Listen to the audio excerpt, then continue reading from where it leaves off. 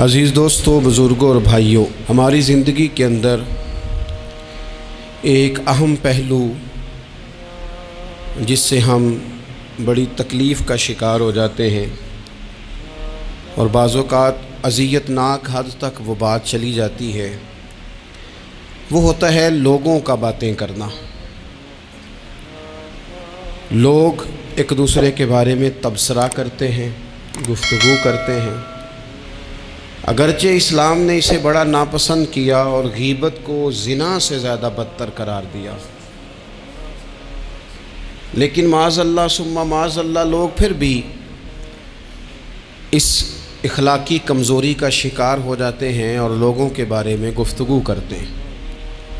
پھر لوگوں کی وہ باتیں جب ہم تک پہنچتی ہیں، جس کے بارے میں بات کی جا رہی ہوتی ہے، جب اس تک پہنچتی ہے تو وہ شخص بڑی اذیت کا شکار ہو جاتا ہے۔ وہ ذہنی تکلیف میں بھی آتا ہے، کرب میں بھی مبتلا ہوتا ہے، اور بعض اوقات خدا معاف فرمائے تو بعض لوگوں میں مایوسی بھی پھیل جاتی ہے۔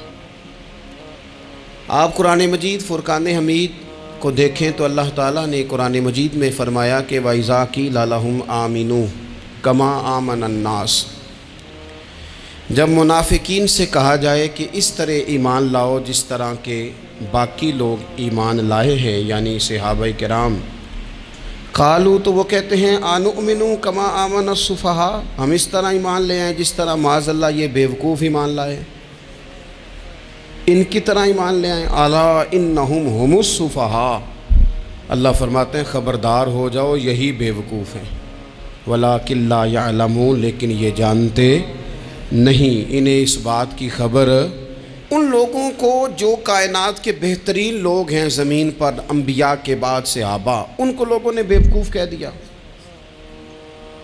باتیں کر دی۔ آپ قرآن مجید دیکھیے سورہ قلم کے اندر اللہ تبارک و تعالی نے اس بات کا بھی جواب ارشاد فرمایا ہے، جب لوگوں نے کہا تھا کہ معاذ اللہ حضور تو مجنون ہے، تو اللہ نے فرمایا محبوب آپ رب کے فضل سے مجنون نہیں ہیں، بلکہ اللہ نے آپ کو خلق عظیم کا مالک بنایا ہے۔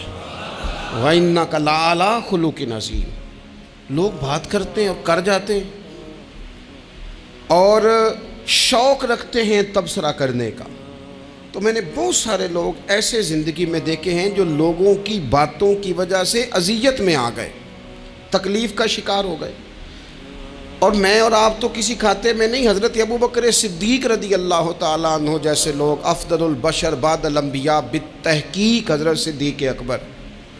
آپ قرآن مجید 30ویں پارے کی تلاوت میں یہ بات دیکھیں گے کہ جب حضرت ابوبکر صدیق نے غریب غلاموں کو خرید کر آزاد کرنا شروع کیا، حضرت بلال حبشی کو، حضرت عامر بن فہیرہ کو اور کچھ غلاموں کو خرید کر آزاد کیا، تو لوگ کہنے لگے کہ یہ بلال نے کبھی کوئی احسان کیا ہوگا ابو بکر پر، تبھی تو خرید کے آزاد کیا ہے، ورنہ کیا ضرورت تھی اتنے پیسے لگانے کی، کوئی تو بات ہوگی۔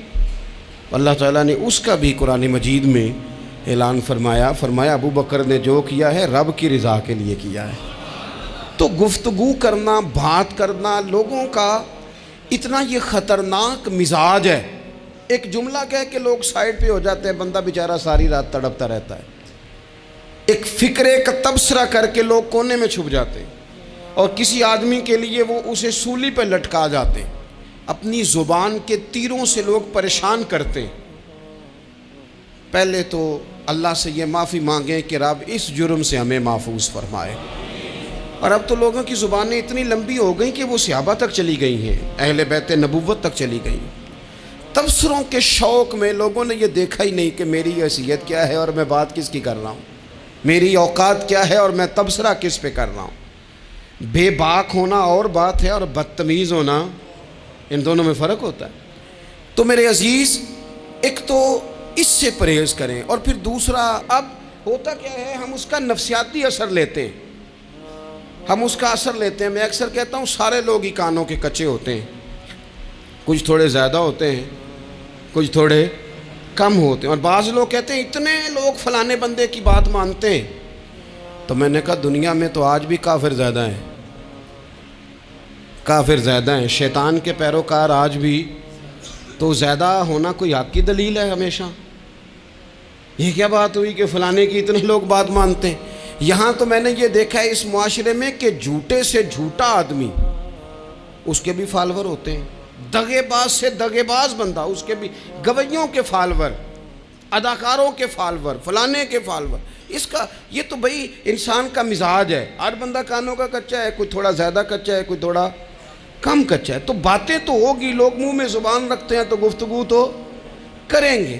اب یہ اثر لینے والے پہ ہے کہ وہ اس کا اثر کس طرح کا لیتا ہے۔ ہمارے ہاں بڑے بڑے سمجھدار لوگ نفسیاتی ہو جاتے ہیں، بڑی بڑی سمجھدار خواتین نفسیاتی ہو جاتی ہیں، میری ساس باتیں کرتی ہے، میری نند باتیں کرتی ہے، مجھے فلانا باتیں کرتا ہے، مجھے فلانا۔ بھائی باتیں، جس کے منہ میں زبان ہے اس نے بات تو کرنی ہے۔ اب آپ نے کیوں یہ دعویٰ کر لیا ہے کہ آپ اتنے اونچے چلے جائیں کہ آپ کو بات ہی کوئی نہ کرے؟ کیا حرج ہے اس میں؟ اگر کوئی آپ کو بات کر دے تو کیا ہیں ہم؟ کسی نے کر لی تو پھر کیا ہوا؟ اس کا اتنا اثر قبول کرنا کہ ساری رات سونا ہی نہ، پریشان ہو جانا۔ اور بعض لوگ ایسے ہیں جنہیں اتنی باتیں نہیں ہوتی جتنی انہیں ٹینشن ہوتی ہے، یعنی وہ دو بندے کونے میں کھڑے ہیں تو میری ہی بات کر رہے ہیں، اور بھائی تو اتنا اہم نہیں ہے، انہیں کوئی اور کام بھی ہو سکتا ہے، تیری بات ہی انہوں نے کرنی۔ بلا وجہ لوگ سمجھتے ہیں کہ میں بڑا اہم آدمی ہوں، وہاں بھی مجھ پہ تبصرہ ہو رہا ہے، یہاں بھی ہو رہا ہے۔ اس پہلو سے باہر آئیں، اس کمپلیکس سے نکل آئیں۔ ابن حزم کہتے ہیں کہ مصر میں ایک تاجر بڑا کامیاب ہو گیا تھا، بڑا کامیاب تاجر ہو گیا۔ تو زندگی میں جتنے لوگ بھی کامیاب ہوتے ہیں ان سے حسد ہوتا ہے، اس سے بھی اس کے ارد گرد کے لوگوں نے حسد شروع کیا۔ اب تاجروں نے پلاننگ کی کہ اسے خراب کیسے کرنا ہے۔ وہ ایک دن اپنے گھر سے نکلا، سفید کرتا سفید پگڑی باندھ کے باہر۔ اب 5-6 لوگوں نے پہلے سے منصوبہ بندی کی ہوئی تھی۔ ایک صاحب اسے ملے، کہنے لگے ماشاءاللہ آج تو سفید کرتے پر سبز امامہ، سبز پگڑی بڑی ہی اچھی لگ رہی ہے۔ تو وہ ہنس کے کہنے لگا لگتا ہے آپ سو کے اٹھ کے آئے ہیں، پگڑی تو میری سفید ہے۔ اس نے کہا چلو پگڑی تو سبز ہی ہے، باقی آپ نہیں مانتے تو آپ کی مرضی۔ وہ آگے بڑھا، تو اب چونکہ پلاننگ تھی تو ایک شخص اور ملا، اس نے کہا کیا بات ہے، سفید کرتے پر آپ کا پیلے رنگ کا امامہ کیا جچتا ہے۔ اس نے کہا یار کو خدا کا خوف کر، ہنس کے کہا کیا ہو گیا، تیری اینک کا نمبر تو نہیں تبدیل ہونے والا ہوا؟ اور بھائی میں نے تو سفید کرتا اور سفید ہی امامہ باندھا ہے۔ اب 2-3 لوگوں کی دفعہ تو وہ مسکرایا، لیکن وہ ڈھیر سارے لوگوں نے منصوبہ بندی کی تھی۔ وہ جب چوتھے کے پاس گیا تو اس نے بھی کہا کہ کیا بات ہے سفید کرتے پر پیلے رنگ کے امامے کی۔ اس نے کہا پیلا کہاں ہے؟ اب وہ غصے ہونے لگا۔ اب وہ چھٹے کے پاس گیا تو اس نے کہا جناب کیا بات ہے سفید کرتا اور کالا امامہ۔ اب وہ غصے میں اتنا باولا ہوا کہ پہلے ہنسا پھر رویا، پھر اسے سمجھ نہ آئی کہ دکان کا تالا کس چابی سے میں نے کھولنا ہے۔ بس وہ شام ہوئی تو اس بیچارے کو بچوں نے روڑے مارنے شروع کر دیے۔ وہ اتنی تکلیف میں آ گیا کہ لوگ اسے پاگل کہنے لگے۔ کیوں؟ اس لیے کہ لوگ منصوبہ بندی، افواہ تھی نا کہ میری طبیعت خراب ہے، تو لوگوں نے حال پوچھ پوچھ کر بیمار کر دیا۔ لوگوں کی باتیں، لوگوں کے تبصرے، لوگوں کے کومنٹس۔ بولے امام شافعی فرمانے لگے لوگوں کی باتیں پتھروں کی طرح ہوتی ہیں، یہ روڑوں کی طرح ہوتی ہیں، اگر انہیں کمر کے اوپر رکھ لو گے نا تو یہ تمہاری کمر توڑ دیں گی، اور اگر تم ان کو اپنے پیروں کے نیچے رکھ لو گے تو تمہارا قد اونچا ہو جائے گا۔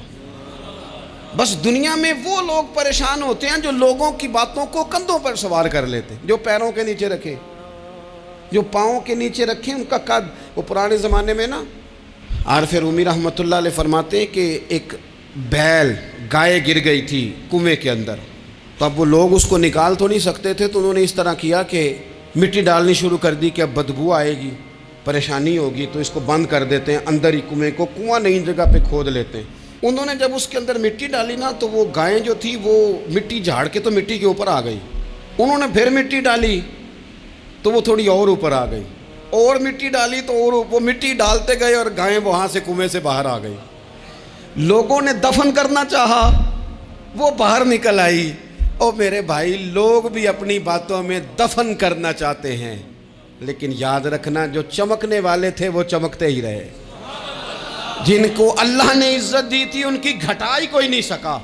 اتنی لمبی زبانیں کھول کے لوگوں نے صحابہ کے بارے میں باتیں کی، باتیں ہو رہی ہیں، لوگ جن کو دبانا چاہتے تھے، آج نہیں صوفیاء کی مخالفت شروع ہوئی، ان کے زمانے میں بھی ہوئی، ان کے دور میں ان کے خلاف کتابیں لکھی گئیں، لکھنے والے خدا جانے کہاں ہیں، اور داتا صاحب ہو رہی ہے، خواجہ صاحب ہو رہی ہے، حضور غوث اعظم کے ان کے زمانے میں بھی ایسا نہیں ہوا کہ بڑی خوشی سے لوگوں نے آگے بڑھ کے پھول ڈالے ہوں، ان کے دور میں باقاعدہ جتھے تیار ہوئے، جتھے، اور پورا کام کیا گیا۔ اور ویسے بھی اگر کوئی شخص آپ کا مخالف ہی نہیں ہے تو پھر آپ کو چمکنے کا مزہ کیسے آئے گا؟ کوئی تو مخالف ہو نا، کوئی تو ہو نا جو کوئی بات کرے۔ دیکھیں نا، اگر اندھیرا نہ ہو، رات نہ ہو، تو بلب کی کوئی اہمیت رہ جائے گی؟ یہ چمکتا ہی تب ہے جب اندھیرا زیادہ ہوتا ہے۔ ہم کہتے ہیں اندھیرا ہو گیا، اور بھائی تجھے چمکنے کا موقع دیا ہے اندھیرے نے، تجھے اس نے عروج دیا، تندی باد مخالف سے نہ گھبرا اے عقاب، یہ تو چلتی ہے تجھے اونچا اڑانے کے لیے، تو باتوں سے پریشان نہ ہو۔ میں نے کہا کہ اگر آپ باتوں کا پہاڑ بنا کے اوپر سوار ہو جائیں گے نا تو قد اونچا کریں گی باتیں۔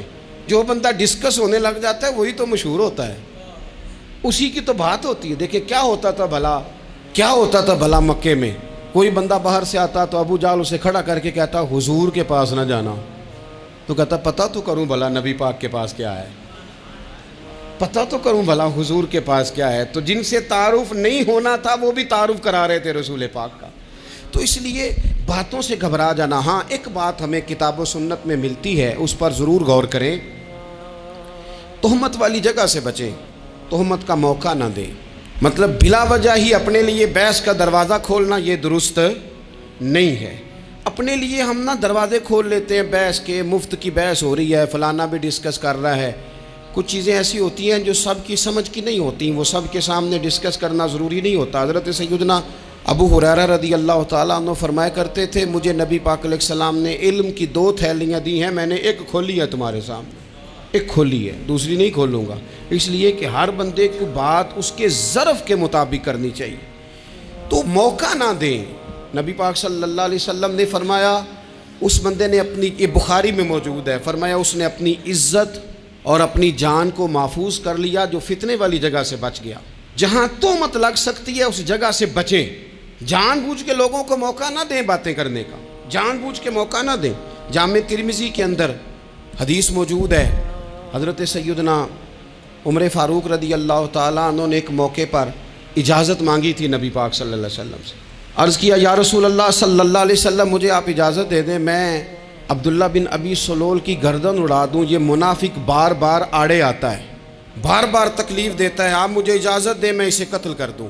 اب وہ چونکہ کلمہ پڑھتا تھا، ساتھ تو رہتا ہی تھا نا، بہت سارے لوگ اسے مسلمان جانتے تھے، تو حضرت سیدنا عمر فاروق رضی اللہ تعالیٰ عنہ نے اجازت چاہی، کہ یا رسول اللہ صلی اللہ علیہ وسلم اگر آپ مجھے اجازت دے دیں، یہ ترمذی میں موجود ہے، یعنی آپ اس جگہ سے بچیں جہاں تہمت لگ سکتی ہے، جہاں بلا وجہ کسی شخص کو شر پھیلانے کا موقع مل سکتا ہے۔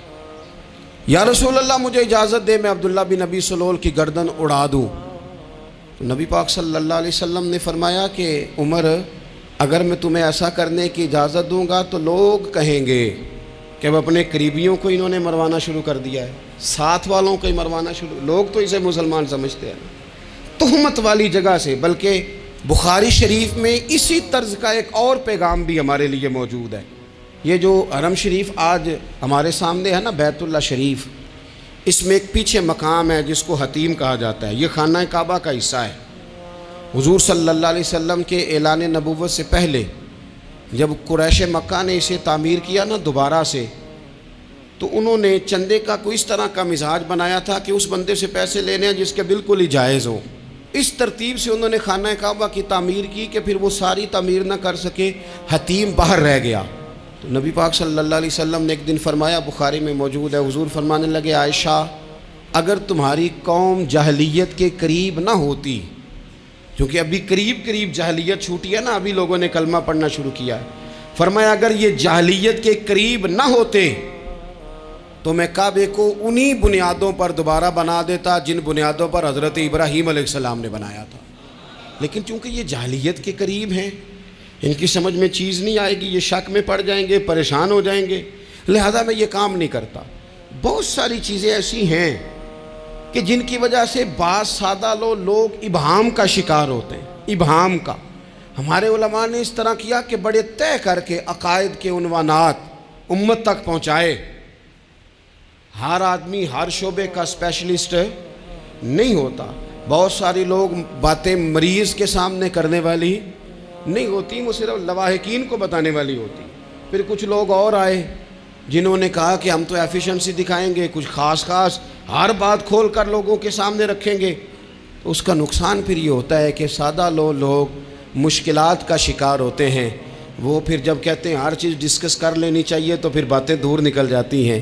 پھر لوگوں نے انبیاء کرام علیہم السلام کی اجتہادی خطاؤں کو ڈسکس کرنا شروع کیا۔ ربنا ظلمنا انفسنا، اگر حضرت آدم یہ لفظ کہیں تو ان کے لیے تو ٹھیک ہے، لیکن اگر کوئی غلام اور امتی اور بیٹا اٹھ کے یہ لفظ کہے تو اس کے لیے ٹھیک نہیں ہے۔ تو میرے عزیز ایسے کام نہ کریں جس کی وجہ سے بلا وجہ بحث کا۔ ہمارے یہاں کچھ لوگوں کو شوق ہے خبروں میں رہنے کا، وہ ایسی باتیں چھیڑتے ہیں جن سے نہ وہ خبروں میں رہ سکیں۔ میں نے دیکھا ہے وہ کہتے ہیں جی میں نے کوئی انوکھی بات کرنی ہے۔ بھئی انوکھی بات کرنے سے بندہ مشہور تو ہو جاتا ہے۔ ہمارے زمانے میں مشہور ہی وہ ہوتا ہے جو دوسروں سے ذرا ہٹ کے بات کرے، انوکھی کرے۔ وہ ہمارے لطیفہ لکھا ہے نا، ایک اہل عرب کا ایک ہجا نام کا عربی کا ایک لطائف سنانے والا شاعر ہے، تو وہ کہتا ہے کہ ایک شخص نے ایک دفعہ کہہ دیا تھا گدھا کھانا جائز ہے۔ بڑے بڑے علماء اس کے گھر چلے گئے کہ بھئی کوئی دلیل، کوئی جزیہ، کوئی کہاں سے، کوئی کتاب، کوئی حوالہ، کوئی شے۔ اس نے کہا روز آؤ گے ایک بندے کو بتاؤں گا، کٹھا اسٹیج لگاؤ، ایک ہی دفعہ حوالے دیتا ہوں، روز نہیں دیے جاتے۔ وہ اسٹیج لگ گیا، دنیا جمع ہو گئی، جنہوں نے کبھی ٹائم نہیں نکالنا۔ تو یہ ذرا انوکھی بات جو کر رہا تھا، وہ سارے لوگ آ گئے، تو وہ اسٹیج پہ چڑھا تو کہنے لگا مجھے جانتا کوئی نہیں تھا، چلو اب بدنام جو ہوں گے تو کیا نام نہ ہوگا، اب قیامت تک کہو گے تو صحیح نا۔ اس مولوی نے گھر جنہیں ایک بار آکھیا نہیں سی گدھا کھانا جائز ہے، چلو بدنام جو ہوں گے تو کیا۔ تو بہت سارے ایسے لوگ ہیں جو ہیں بدنام، پر چلو نام تو ہو گیا نا، بدنامی صحیح، شرارت صحیح، شیطانیت صحیح، لیکن نام تو ہو گیا۔ تو اس لیے کوئی ایسا انوکھا کام جس سے لوگوں کی، میں آپ سے بڑی گزارش سے عرض کروں، اعلیٰ حضرت بریلوی رحمۃ اللہ علیہ نا لالٹین کے اندر مٹی کا تیل جلایا جاتا ہے ہمارے ہاں، تو مٹی کا تیل ظاہر ہے اس سے بدبو آتی ہے، تو مسجد میں وہ جلانا جائز نہیں تھا۔ تو ایک صاحب ارنڈی کا تیل لائے، وہ خوشبو والا ہوتا ہے، وہ لا کے انہوں نے نا اعلیٰ حضرت بریلوی رحمۃ اللہ علیہ کو لالٹین میں ڈال کے دیا اور کہا کہ یہ مسجد میں اس کو جلاتے ہیں چونکہ اس کے اندر سے خوشبو آتی ہے، بدبو نہیں آتی۔ تو وہ جو شرعی عذر ہے نا، حضور نے فرمایا کہ جمعے والے دن غسل کر کے آؤ تاکہ کسی کے پسینے سے ایک دوسرے کو تکلیف نہ ہو۔ کچا لہسن پیاز کھا کے مسجد آنا اس لیے منع کر دیا گیا کہ منہ کی بدبو سے تکلیف ہو، تو مسجد میں کوئی ایسی چیز جو بدبو کا باعث بنے منع ہے۔ اب انہوں نے وہ تیل لا کے لالٹین میں ڈالا جس سے خوشبو آتی تھی اور لالٹین بھی روشن ہوتی تھی۔ تو اعلیٰ حضرت فاضل بریلوی رحمۃ اللہ علیہ اپنے اس خادم سے فرمانے لگے کہ اب لوگ تو آئیں گے نا، تو ہمارے علاقے میں تو ساری دنیا مٹی کے تیل سے ہی چلاتی ہے، تو اب آپ نے ایک خوشبو والا تیل لا کے ڈال تو دیا ہے اس کے اندر لالٹین میں، پر یہ لوگوں کو بتائے گا کون کہ یہ تیل وہ نہیں ہے؟ لوگ تو یہاں سے دیکھ کے جائیں گے اور جا کے کہیں گے کہ اتنے بڑے عالم کی مسجد میں اگر جل رہا ہے تو ہم کیوں نہ جلائیں۔ تو فرمانے لگے وہ شخص کے حضور پھر حال کیا ہے؟ فرمانے لگے آپ فرضوں کا سلام پھیر کے دعا سے پہلے لالٹین کے پاس کھڑے ہو جائیں اور جو بندہ گزرے اسے بتاتے جائیں کہ یہ مٹی کا تیل نہیں، یہ مٹی کا تیل نہیں، یہ مٹی کا تیل۔ ہر شخص کے ذہن تک بات اتر جائے تاکہ لوگ کسی ایسی چیز کا شکار نہ ہو جائیں جس سے کہ ان کے مزاج میں کوئی غیر شرعی چیز عروج پکڑ لے۔ تو میرے عزیز ہم نہ کچھ بدگمانیاں لوگوں کے اندر لوگ ڈالتے ہیں۔ ہمارے ہاں بالخصوص پاکستان میں جب سے سیاسی فرقہ واریت شروع ہوئی ہے، سیاسی، ہماری قوم کا مزاج اتنی بری طرح خراب کیا گیا ہے۔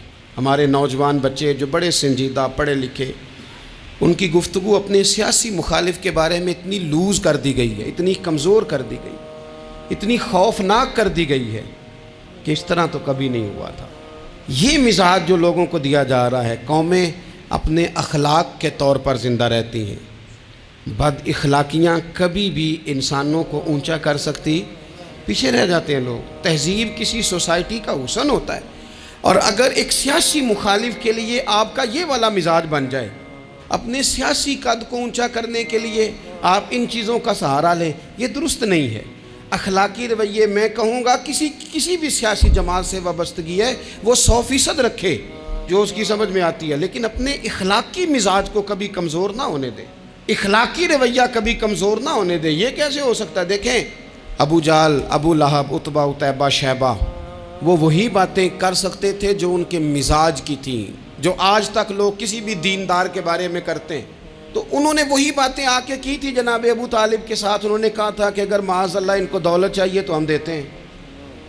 بڑے سے بڑے مخلص آدمی پر آج لوگ دعویٰ نہیں کرتے کہ دولت کے لیے لگا ہوا ہے۔ انہوں نے کہا دولت چاہیے تو دیتے ہیں، اگر کسی خاتون سے نکاح کرنا چاہتے ہیں تو کرا دیتے ہیں، سرداری چاہیے تو دے دیتے ہیں۔ اب یہ سوچ ہی اتنی ہے، اس سے آگے جاتی نہیں۔ وہ معاذ اللہ حضور کے بارے میں اور بھی باتیں کرتے، یہ شاعر ہیں، یہ جادوگر ہیں، یہ فلاں ہیں، لیکن میرے نبی پاک علیہ الصلوۃ والسلام نے کبھی بھی ان کی ذاتی زندگی کو ڈسکس نہیں کیا، کبھی نہیں کیا۔ ابو جہل شراب پیتا تھا، لیکن حضور نے کبھی سوسائٹی میں یہ بات لوگوں کے سامنے بیان نہیں کی۔ وہ لوگوں کے پیسے دبا لیتا تھا، کئی جگہوں پہ حضور نے پیسے نکلوا کے دیے، لیکن جگہ جگہ گلی گلی کھڑے ہو کے حضور نے یہ نہیں فرمایا کہ یہ اس طرح کا ہے۔ آپ اپنے مخالفین کے بارے میں ضرور کلیم کریں، ثبوت کے ساتھ ضرور بات کریں، یہ ضروری ہے، لیکن آپ کا رویہ اتنا گرا ہوا نہیں ہونا چاہیے کہ لوگ سمجھیں کہ یہ قوم تو اخلاق سے ہٹ گئی ہے۔ آپ اختلاف کریں، لیکن اختلاف کے بھی آداب ہوتے ہیں۔ اس ادب کے دائرے کے اندر رہ کے صحابہ کے بیچ بھی رائے کا اختلاف ہو جاتا تھا، ہو جاتا ہے، ہو جایا کرتا ہے۔ حضور اس اختلاف کو قبول کرتے، بھئی ہو جاتا ہے رائے کا اختلاف اپنوں میں، لیکن اس کے اندر انسان توہین پہ اتر آئے، اس کا لہجہ اس طرح کا ہو جائے جس طرح کی بازاری گفتگو کی جاتی ہے، تو محسوس ہوتا ہے کہ یہ تربیت کا فقدان ہے۔ یہ لہجے باوقار لوگوں کے نہیں ہوا کرتے۔ لہجے کو کبھی برا نہ ہونے دیں، انداز کو۔ لوگ آپ کو چھیڑیں گے، اپنی جگہ پہ کھینچ کے لانے کی کوشش کریں گے، بڑا کچھ لوگ کریں گے، لیکن آپ اپنی جگہ سے آپ تبدیل نہیں ہوں گے۔ آپ کہیں گے یار میرا ایک معیار ہے، میری ایک حیثیت ہے، میں اپنی حیثیت چھوڑ سکتا؟ میں اپنی حیثیت نہیں چھوڑ سکتا۔ ہر بندے کو آپ ڈسکس کریں گے، تو تہمت والی جگہ سے ضرور بچیں، بدگمانی سے ضرور بچیں، لیکن ہر شخص کو اس کے معیار کے مطابق اتر کا جواب دینا یہ باوقار لوگوں کا سٹیٹس نہیں ہوتا۔ وہ کہتے ہیں جا بات کر، جا کے تو کون ہوتا ہے تیری بات کرے، اب ہم ہر شخص کے منہ لگیں، یہ کیسے ہو سکتا ہے؟ نبی پاک صلی اللہ علیہ وسلم گزر رہے تھے، صحیح بخاری میں موجود ہے، آپ کی اہلیہ حضرت صفیہ رضی اللہ تعالیٰ عنہ آپ کے ساتھ تھیں۔ رات کا وقت تھا، حضور گزر رہے تھے، تو صحابہ کچھ کھڑے تھے، تو حضور نے ایک کو بلا کے کہا کہ یہ میری بیوی ہیں، صفیہ ہیں۔ عرض کرنے لگے حضور مجھے میری ماں روئے، میں کوئی آپ کے بارے میں بدگمانی کرتا؟ تو حضور نے جواب میں کیا کہا؟ محبوب فرمانے لگے جس طرح رگوں میں خون گردش کرتا ہے نا، شیطان بھی اسی طرح ہی گردش کرتا ہے۔ گویا حضور بتا رہے ہیں کسی وقت بھی بدگمانی پیدا کر دیتا ہے۔ میں تمہیں بتا رہا ہوں کہ اپنی اہلیہ کے ساتھ جا رہا ہوں، میری بیوی ہے۔ کوشش کریں کہ آپ اس جگہ سے بچیں جہاں باتیں ہو رہی ہوں۔ اور اس پہلو پہ تیسری گزارش اس عنوان پر یہ ہے کہ اگر کسی کے بارے میں باتیں ہو رہی ہوں تو فٹافٹ اس کا حصہ بننے کی کوشش نہ کریں، بلکہ آپ کے پاس جب تک کوئی شرعی ثبوت نہیں ہے تب تک آپ اس بات کا حصہ نہ بنیں۔ ہمارے ہاں بات ہو رہی ہوتی ہے تو دو چار بندے دوڑ کے نا اپنا بھی حصہ ڈالتے ہیں، بلکہ میں بڑی ذمہ داری سے یہ بات عرض کروں گا، بات لمبی ہوتی تب ہے جب کوئی بندہ درمیان میں کہہ دیتا ہے نا نہیں تجھے تو تھوڑا پتہ ہے، تھوڑا میں بھی کرتا ہوں۔ وہ کئی دفعہ وعدہ معاف گواہ بن جاتا ہے، جا کے دوسروں کو خبر کرتا ہے اس نے یہ کہا ہے، حالانکہ بندہ اس سے پوچھے کہ اگر انہوں نے کہا تھا تو اتنا سجن تھا تو وہاں جواب دے کے کیوں نہیں آیا؟ تجھے چاہیے تھا وہیں جواب دیتا، وہیں جا کے جواب دے دیتا۔ ایک بزرگ کی خدمت میں ایک دفعہ حاضر تھا، ایک بڑے عالم تھے، تو ان کے پاس آ کے ایک شخص نے کہا کہ فلاں آدمی آپ کے بارے میں یہ بات کر رہا تھا، تو وہ ہنس پڑے، فرمانے لگے پھر آپ کہاں تھے؟ کہنے لگے میں وہیں تھا۔ فرمانے لگے میرا اور آپ کا رشتہ کس طرح کا ہے؟ کہنے لگا جی میں تو شاگرد ہوں، ارادت مند ہوں۔ تو فرمانے لگے پھر آپ میرے پاس سوال لے کے آ گئے ہیں، آپ نے وہاں جواب کوئی نہیں دیا۔ فرمانے لگے اب تو میرے سامنے بیٹھ، پہلے اس سوال کا جواب میں تجھے دوں، پہلے تجھے قائل کروں، اگر تو قائل ہوتا نا تو پھر تو یہ بات لے کے میرے پاس نہ آتا، پھر تو وہاں تو کلیئر کر آتا، تیرے اندر کجی ہے، تو بات کا حصہ بنا ہے، اور میرے نزدیک اس سے بڑا تو مجرم ہے کہ تو نے بات کو سنا ہے، وہ تو کوئی ہے، اور تو اپنا تھا، تو نے اپنا ہو کے یہ باتیں سنی، تو نے ہاں کی، تو وہاں بیٹھا رہا، تو اپنا تھا۔ اور حضور نے فرمایا محبت تو بندے کو اندھا بہرا اور گونگا کر دیتی ہے، جو کسے دا عاشق ہوئے ہوتے گالو سے دی کرد ہے، 100 مکر بہانے کر کے او دے ہی مرنے مرد ہے۔ تو نے سن کیسے لی؟ تیرے کانوں نے گوارا کیا؟ پہلے تو مطمئن ہو نا، تو اگر مطمئن ہوتا تو بات آگے وہیں جواب دے کے آتا، جب تو ہی غیر مطمئن ہے تو میں کسی اور کو کیا جواب دوں؟ تو مدد کریں اپنے بھائی کی اس معاملے میں کہ اگر آپ کلیئر ہیں تو پھر آپ اسے وہیں کلیئر کریں، کہیں یار میری بات سن، یہاں تک تو بات ٹھیک ہے، اس بات کا میں گواہ ہوں، یہ ہو سکتی نہیں۔ اور نبی پاک کا یہ طریقہ ہے، مسند امام احمد بن حنبل میں حدیث موجود ہے، حضرت عبداللہ ابن مسعود رضی اللہ تعالیٰ عنہ، کمال آدمی حضرت عبداللہ ابن مسعود، حضور نے فرمایا عبداللہ ابن مسعود سے قرآن سیکھا کرو، یہ اسی طرح پڑھتے ہیں جس طرح میرے اوپر نازل ہوا تھا۔ حضرت عبداللہ ابن مسعود کو نبی پاک علیہ السلام نے فرمایا درخت پہ چڑھ کے ذرا میرے لیے مسواک تو اتار دو۔ حضرت عبداللہ ابن مسعود کی پنڈلیاں پتلی پتلی تھی، ٹانگیں پتلی تھیں، وہ درخت پہ چڑھے، ہوا چلی تو کپڑا تھوڑا ہٹ گیا، تو بعض لوگ ان کی پتلی پنڈلیوں کا مذاق اڑانے لگے، معاذ اللہ، دیکھو کیسی باریک باریک پنڈلیاں ہیں، کیا انداز ہے۔ اب حضور بیٹھے ہیں نا، تو انہوں نے جو بات کی تھی وہ بات بھی درست تھی، پنڈلیاں واقعی پتلی تھیں، اور کوئی بھی اس انداز میں دیکھتا تو شاید مسکراتا۔